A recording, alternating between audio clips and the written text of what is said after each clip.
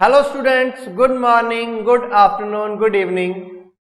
मैं मोहकम सिंह अपने पढ़ रहे हैं आपकी क्लास 12th की इंग्लिश लिटरेचर।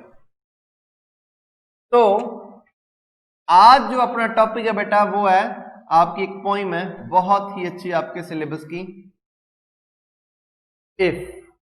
ये लिखी है एंग्लो इंडियन राइटर, बहुत ही फेमस रुडयार्ड किपलिंग। आप बच्चों कहोगे सर हर एक राइटर को फेमस कहते हैं, तो वही फेमस है तभी इनकी राइटिंग्स, इनकी पोइम्स आपके सिलेबस में ऐड की गई है। ठीक है, तो रुडयार्ड किपलिंग जिनकी पोइम है इफ, वो आपके सिलेबस में है, 8th पोइम है, तो उस पर डिस्कस करेंगे, आपको अच्छे से समझाएंगे। तो पहले जान लेते हैं हु वॉज रुडयार्ड किपलिंग। तो अभी मैंने बताया कि एंग्लो इंडियन राइटर था। क्या था? एंग्लो इंडियन राइटर था, यानी कि एंग्लो जो ब्रिटिश था, एंग्लो का मतलब who was related to, belong to British, जो ब्रिटिश से संबंध रखता था, लेकिन लिखता भारत या भारत के बारे में था, इंडिया के बारे में या इंडिया में रहकर कुछ भी लिखता था, उसे कहा जाता था एंग्लो इंडियन राइटर। तो जो रुडयार्ड किपलिंग थे बेटा, 1865 में इनका बर्थ हुआ। 1865 में कहां हुआ? बॉम्बे, नाउडेज मुंबई, पहले इसको बॉम्बे कहते थे। 1865 में बॉम्बे में इनका क्या हुआ बेटा? जन्म हुआ। ठीक है, तो फिर ये वापस इंग्लैंड चले गए, वहां रहकर ये पढ़े। तो इनकी सारी पढ़ाई इंग्लैंड में हुई, लिटरेचर के साथ प्यार भी इनका इंग्लैंड में हुआ। तो कुछ सालों के बाद 1882 में रिटर्न वापस आ गए भाई, टिकट आ गई इनकी, वापस भारत लौटे। 1882 में वापस भारत लौटे। ठीक है, 1865 में बॉम्बे में जन्म लिया, इंग्लैंड गए, वहां पढ़े, 1882 में वापस आ गए। ये जाने जाते हैं as a short story writer,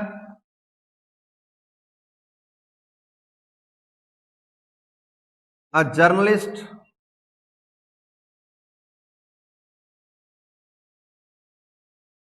a poet, a novelist. यानी कि राइटिंग के फील्ड में इन्होंने सब कुछ लिखा। ठीक है, लेकिन ज्यादातर फिक्शन ही लिखा है, नॉन फिक्शन कम लिखते थे, लेकिन नॉन फिक्शन भी लिखा है, लेकिन ज्यादातर फिक्शन लिखा। तो क्या हुआ, 1907 में इन्हें भाई इनके वर्क्स के लिए, इनकी राइटिंग्स के लिए इनको दुनिया का सबसे महान प्राइज मिला, जो जाना जाता है, माना जाता है कि दुनिया का सबसे बड़ा प्राइज है। क्या है भाई? नोबेल प्राइज विनर है। अब बताओ फेमस है कि नहीं? तो नोबेल प्राइज विनर 1907 में इनको नोबेल प्राइज मिला। He was the first English language poet और राइटर, यू कैन से, जिनको लिटरेचर के फील्ड में नोबेल प्राइज मिला। 1865 में जन्म हुआ, 82 में ये वापिस आ गए भारत में, 1907 में इनको नोबेल प्राइज मिला। He was a journalist, short story writer, poet and novelist. तो इनके जो फेमस राइटिंग है, जो आप सभी ने पढ़ी, तो पता नहीं मेरे को, लेकिन देखी सभी ने है। जंगल जंगल पता चला है, बात चली है, कि उल्टा बोल गया मैं? जंगल जंगल बात चली है, पता चला है, चड्डी पहन के फूल खिला है। दी जंगल बुक, मोगली वाली, वो किसने लिखी है भाई? रुडयार्ड किपलिंग ने लिखी हुई है, द जंगल बुक। ठीक है, अब और इंटरेस्ट हो गया होगा। ठीक है, तो रुडयार्ड किपलिंग के द्वारा ही लिखी गई है द जंगल बुक। दूसरी इनकी फेमस है द किम, तो ये इनके बारे में है। 1936 में इनकी बेटा डेथ हो गई।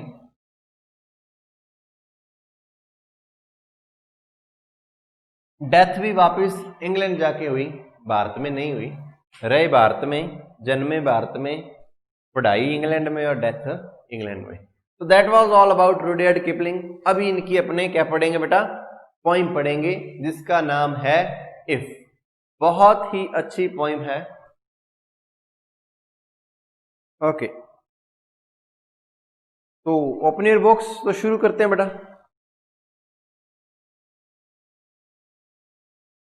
इफ यू कैन, इफ का मतलब होता है अगर। तो ये पोइम है अगर, यानी कि अगर ऐसा हो, अगर ऐसा हो, अगर ये है, अगर वो है, तो उसके बाद में अगर ऐसा है तो उसके बाद में एक रिजल्ट दिया जाएगा रुडयार्ड किपलिंग के द्वारा, जो बहुत ही अच्छा रिजल्ट है, यानी कि एक अच्छी इन्होंने पोइम लिखी है, पढ़ेंगे। If you can keep your head when all about you are losing theirs and blaming it on you. Keep your head यानी कि अपना सर रखना, इसका ये सेंस नहीं होता keep your head. Keep your head का मतलब होता है अपना दिमाग रखना। रखना यानी कि शांत रखना, संयम बनाए रखना, कंट्रोल नहीं खोना, उसे कहते हैं कीप योर हेड। मान लो मेरे सामने कई परिस्थितियां आई, मेरे को गुस्सा करना चाहिए था, मेरे को कुछ भी कोई भी प्रॉब्लम हो जिसपे मैं गुस्सा हो सकता था, लेकिन मैंने गुस्सा नहीं किया, मैंने सिचुएशन को समझा और अपने दिमाग पे कंट्रोल रखा, शांत रखा, उसे कहते हैं कीपिंग योर हेड। ठीक है बेटा, if you can keep your head, अगर तुम अपने दिमाग पर कंट्रोल रख सकते हो, व्हेन ऑल अबाउट यू, जो तुम्हारे बारे में बाकी सारे लोग जो आपके आसपास हैं, आर लूजिंग देयर्स, वो अपना दिमाग खो रहे हैं। यानी कि तुम कमरे में 10 लोग हो, सभी तुम पर गुस्सा कर रहे हैं, वो अपना दिमाग संयम खो चुके हैं, लेकिन तुम अपना संयम रखते हो कब, and blaming it on you, और वो अपना संयम खो चुके हैं और तुमको दोष दे रहे हैं, लेकिन तुमने अपना धैर्य, अपना संतुलन, दिमागी संतुलन नहीं खोया है। तो वाली बात में बाद में एंड में बताएंगे, ठीक है। If you can trust yourself when all man doubt you, अगर तुम अपने आप पर, स्वयं पर भरोसा रख सकते हो, when all man doubt you, जब सभी आदमी, आदमी का मतलब सिर्फ आदमी नहीं है, यानी कि कोई भी पर्सन, जब बाकी लोग तुम पर क्या करें, शक करें, उनको तुम पर भरोसा नहीं है, लेकिन तुमको अपने स्वयं पर क्या है, भरोसा, बिलीव है। But make allowance for their doubting too, सिर्फ भरोसा ही नहीं है, तुम उनका जो वो तुम पर शक कर रहे हैं, तुम पर डाउट कर रहे हैं, तुम उनको क्या कर देते हो, माफ कर देते हो। वो कह रहा है if you can trust yourself when all man doubt you but make allowance for their doubting too, अगर तुम पर कोई शक कर रहा है, लेकिन तुम अपने आप पर भरोसा रखते हो और इसके साथ साथ ही तुम शक करने वालों को क्या कर रहे हो, माफ भी कर रहे हो। If you can wait and not be tired by waiting, अगर तुम इंतजार कर सकते हो और इस इंतजार से कभी भी अकते थकते नहीं हो, तो कहता है if you can wait and not be tired by waiting, अगर तुम इंतजार कर सकते हो और इस इंतजार से कभी भी अकते नहीं हो, और being lied about, don't deal in lies, और तुम्हें पता चल जाता है, और being lied about, lied about का मतलब है किसी के बारे में झूठ बोलना, और बीइंग लाइड अबाउट यानी कि आपके बारे में जब झूठ बोला जा रहा है, किसी से झूठ बोलना लाइड टू होता है, झूठ किसी को झूठ बोलना लाइड टू, किसी के बारे में लाइड अबाउट।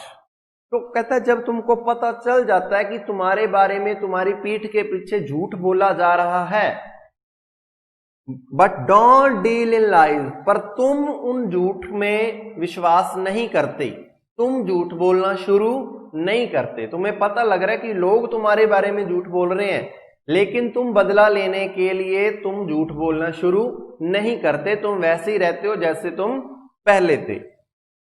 और being hated, don't give way to hating, लोग तुमसे नफरत कर रहे हैं, परंतु तुम इस नफरत की नफरत के खेल में नहीं उतर रहे हो, तुम किसी के साथ नफरत नहीं कर रहे हो। वो कह रहे और being lied about don't deal in lies or being hated don't give way to hating. झूठ के बारे में पता लगने के बाद भी झूठ के खेल में नहीं उतरते हो, नफरत का एक प्यादा बनने के बावजूद भी नफरत लोग आपसे कर रहे हैं लेकिन फिर भी आप नफरत के खेल में नहीं उतर रहे हो, आप किसी से नफरत नहीं कर रहे हो। And yet don't look too good nor talk too wise. और आप में अगर इतने गुण हैं, कौन से, कि आप किसी का, कोई आप पे शक करता है, डाउट करता है, आप उसको माफ कर देते हैं, आप अपना कीप योर हेड, दिमाग की संतुलन रख सकते हैं, आप किसी के साथ झूठ नहीं बोलते हैं, किसी के बारे में भी झूठ नहीं बोलते हैं, आप किसी से नफरत भी नहीं करते हैं, आप इंतजार भी कर सकते हैं। तो इतने गुणों के बावजूद भी and yet don't look too good nor talk too wise, फिर भी तुम बहुत ज्यादा सियाणे कह लो और समझदार और बहुत ही ज्यादा बुद्धिमान होने का नाटक भी नहीं करते हो। इतने गुण हैं लेकिन फिर भी तुम बुद्धिमान और समझदार होने का नाटक नहीं करते हो, दिखावा नहीं करते हो। If you can dream and not make dreams your master, अगर तुम सपने ले सकते हो, सपने देख सकते हो, and not make dreams your master, पर तुम सपनों को अपना मालिक नहीं बनने देते, यानी कि तुम सपने देखते हो अच्छे के लिए लेकिन ऐसा ही नहीं कि सिर्फ सपनों में खोए रहते हो। If you can think and not make thoughts your aim, अगर तुम सोच सकते हो परंतु तुम उन विचारों को, सिर्फ विचारों में ही खोए नहीं रहते हो, विचारों को लक्ष्य नहीं बनाते, तुम एक्ट करते हो, यानी कि तुम काम करने में विश्वास करते हो। तुम्हारे दिमाग में विचार आते हैं, तुम सोचते हो लेकिन सिर्फ विचारों तक ही सीमित नहीं रहते, विचार तुम्हारा लक्ष्य नहीं है, तुम उसके आगे काम भी करते हो। दोबारा सुनो दोनों लाइन, अगर तुम सपने ले सकते हो पर सपनों को अपना मास्टर, अपना मालिक सपनों में नहीं खोते हो, अगर तुम सोच सकते हो लेकिन सिर्फ सोचने को ही अपना लक्ष्य नहीं बनाते हो। If you can meet with triumph and disaster, disaster यहां का सेंस है, डिजास्टर वैसे तो तबाही होती है लेकिन यहां जो डिजास्टर का सेंस है बेटा वो है असफलता, ठीक है। ट्रायम्फ होता है बहुत बड़ी जीत और डिजास्टर होता है बहुत बड़ी हार, ठीक है। वो कहता है अगर तुम मिलो बहुत बड़ी जीत के साथ और बहुत बड़ी असफलता के साथ, मान लो तुम्हारी जिंदगी में बहुत बड़ी सफलता आ गई, तुम्हारी जिंदगी में बहुत बड़ी असफलता आ गई, and treat those two impostors just the same, पर तुम इन दोनों चीजों को एक जैसा रिएक्ट करो, यानी कि तुम इतने संयम वाले और इतने शांत सुलझे हुए बन जाओ कि इन दोनों चीजों को तुम क्या करो, एक जैसा ही ट्रीट करो, एक जैसा ही इनके साथ पेश आओ। If you can bear to hear the truth you have spoken, twisted by knaves to make a trap for fools, वो कहते हैं अगर तुम ये सह सकते हो, कई बार ऐसा होता है ना कि हम कुछ बात बोल देते हैं, सत्य बोलते हैं किसी के बारे में, लेकिन कई लोग ऐसे होते हैं कुत्ते किस्म के, वो क्या करते हैं उस बात को तरोड़ मरोड़ के आगे बताते हैं और किसी न किसी को हमारा दुश्मन बना देते हैं। और दुश्मन कौन बनता है, कोई मूर्ख ही होता है जो किसी की बात में आ जाता है। आपने सत्य कहा है यानी कि आपने कोई बात कह दी, लेकिन उस बात को तोड़ मरोड़ के यानी कि किसी और तरह से किसी को पेश कर दिया जाए और वो तो आपका दुश्मन बन जाएगा ना। तो वो यही कह रहा है कि if you can bear to hear the truth you have spoken, अगर तुम उस सत्य को सुनने का साहस रखते हो, उसको सह सकते हो, twisted by knaves to make a trap for fools, उन मूर्खों के लिए बनाए हुए जाल को, बुने हुए जाल को क्या कर सकते हो, बियर कर सकते हो, और watch the things you gave your life to broken and stoop and build them up with worn out tools, वो कहते हैं और वॉच द थिंग्स, और उन चीजों को देख सकते हो, उन सभी वस्तुओं को, you gave your life to, तुम दान कर चुके हो अपनी जिंदगी बनाने में, ब्रोकन जो टूट चुकी हैं, and stoop and build them up, और तुम दोबारा से उन चीजों को इकट्ठा करते हो और उनसे इकट्ठा करके बिल्ड करते हो। क्या करते हो? विद वॉर्न आउट टूल्स, उन टूटे फूटे चीजों के साथ तुम उन वस्तुओं को दोबारा इकट्ठा करते हो और फिर ना फिर कुछ नया निर्माण कर सकते हो। ये सारा कुछ इफ में चल रहा है कि अगर तुम ये कर सकते हो, अगर तुम ये कर सकते हो, अगर तुम ये कर सकते हो। ठीक है। If you can make one heap of all your winnings, heap होता है बेटा एक ढेर, बहुत बड़ा ढेर, जैसे नरमा, कपास, मूंग, मूठ, जो भी फसल होती है तो आप क्या करते हैं, उसका ढेर लगा लेते हैं ना, बहुत बड़ा सारा। तो वो यही कह रहा है, if you can make one heap of all your winnings, अगर तुम अपनी जीत का ढेर लगा लो, भी बहुत सारी जीत प्राप्त कर चुके हो तुम अपनी लाइफ में, एंड रिस्क इट, लेकिन इसको दाव पर लगा सकते हो, on one turn off pitch and toss, वो किया जाता है ना, टॉस किया जाता है पिच पर क्रिकेट में।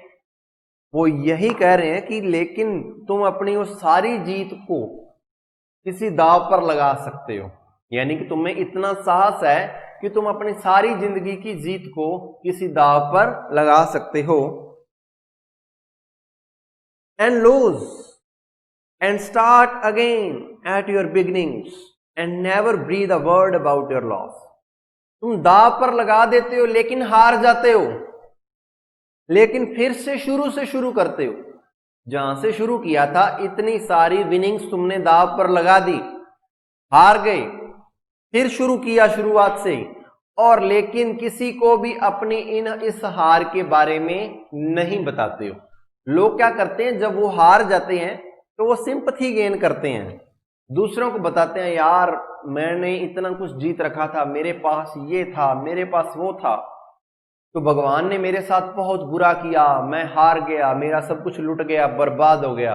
दूसरा कहता है, यार बहुत बुरा हुआ, भगवान ने तेरे साथ ये किया, कोई बात नहीं, मैं तेरे साथ हूं, मैं तेरा दुख समझता हूं। वो कहता है, नहीं, ऐसा नहीं बनना है, तुम अपनी सारी विनिंग्स को दाव पर लगा दो और फिर भी हार जाओ, दोबारा से शुरू करो और अपने इस घाटे, इस नुकसान के बारे में किसी को ना बताओ। तो बाद में बताएंगे। If you can force your heart and nerve and sinew to serve your turn long after they are gone, वो कहते हैं अगर तुम फोर्स कर सकते हो, यानी कि मना सकते हो अपनी नर्व्स को, यानी कि अपनी नसें हैं, अपने हार्ट को, अपनी सिन्यू को, यानी कि अंदर मांसपेशियों से जो नाड़ी जुड़ती है, उनको मना सकते हो, उनको अपने तरीके से डाल सकते हो। किस काम के लिए? इस तीनों जो सेंस है, हार्ट, नर्व एंड सिन्यू, यानी कि तन मन से, यानी कि अपना सारा तन और मन लगा के तुम क्या कर सकते हो, to serve your turn long after they are gone, भी तुम्हारी बारी जो जा चुकी है और अगली बारी आने का तुम क्या कर सकते हो, इंतजार कर सकते हो, अपने तन मन से, अपना धैर्य ना खोते हुए। And so hold on when there is nothing in you, लेकिन तुम फिर भी अपना धैर्य बांधे रखते हो, रुके रहते हो। क्या कहते हैं, is nothing, when there is nothing in you, तुम में कुछ भी बाकी नहीं बचा है, तुम सब कुछ खो चुके हो, लेकिन तुमने धैर्य नहीं खोया है। Except the will which says to them hold on, तुमने सब कुछ खो दिया है फिर भी रुके हुए हो। क्यों रुके हुए हो? क्योंकि तुम में अभी भी वो विल बची है, वो अंदर से आने वाले वो शब्द जो तुमको रोक के रखे हुए हैं, वो क्या है? होल्ड ऑन, जो तुम्हें कह रहे हैं रुके रहो, तुम जीतोगे, होल्ड ऑन, यहीं रुके रहो, पकड़े रहो। If you can talk with crowds and keep your virtue or walk with kings nor lose the common touch, वो कहता है कि अगर तुम भीड़ भाड़ से लोगों से बात करो, आम लोगों में मिल जाओ, लेकिन अपने गुण ना खो, एंड कीप योर विर्च्यू, तुम अपने सद्गुण नहीं खो, तुम में जो गुण है उनको मत खोने दे, उनको नहीं खोने देते हो। लोगों से, हजारों लाखों लोगों से तुम मिलते हो, लेकिन जो अपने सद्गुण है उनको संभाल के रखते हो।